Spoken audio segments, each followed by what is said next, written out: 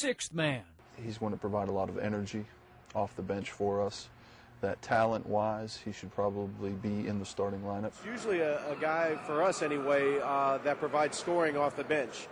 Use him as a spark plug when the offense starts running a little stagnant. It's always good to have depth in your program, and you always need guys on the bench to contribute. That high flyer right there, believe it or not, Winter Springs sixth man, Luis Jacobo. And he's a big reason his coaches and his teammates say that they've had so much success here going into the postseason. And he's about a 6'4" wing, but he plays the 4 position for us, and he can do it all. He shoots threes, he dunks, he's a like energy man. And he's just a big factor for our team because when he comes in, gets rebounds, bangs rounds, blocks shots, he does all the stuff that big men are supposed to do. Talent-wise, like I said, could probably start here as well as many other schools in the area.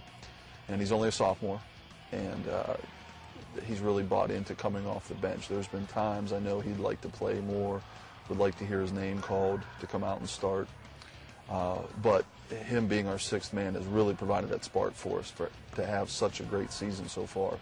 First, it was hard to hear because, you feel you work hard enough to be a starter, and, you just feel that you deserve it. But when he comes to you and tells you you're going to be the freshman off the bench, it's better than just not playing at all. The sixth man, a spot on the basketball team rarely talked about and certainly not glamorized. However, every coach knows it's tough to win without one. So, what else besides energy and instant offense goes into being a great first man off the bench? Cheering your team on and getting the bench like clapping and showing a lot of enthusiasm, and also being like the first off the bench to shake the starting five's hand when they call a timeout. Be right next to the coach, always show your face, and just keep a positive mind no matter whether you're in the game for a second or the whole entire game. You need that spark energy off the bench, somebody that's going to come. If we're playing flat, we need somebody that's going to pick us up. If they're coming in for a certain guy on the team, they should know what's been working, what hasn't been working so far in the game. So that's what we're looking for, a guy to come in, be mentally ready.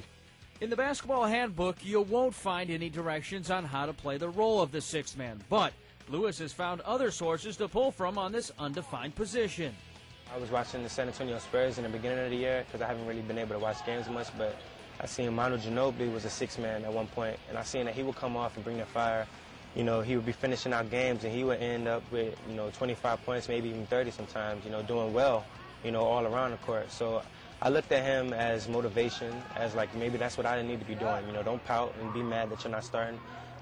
Be positive about being a sixth man. Don't just be mad that you're not starting.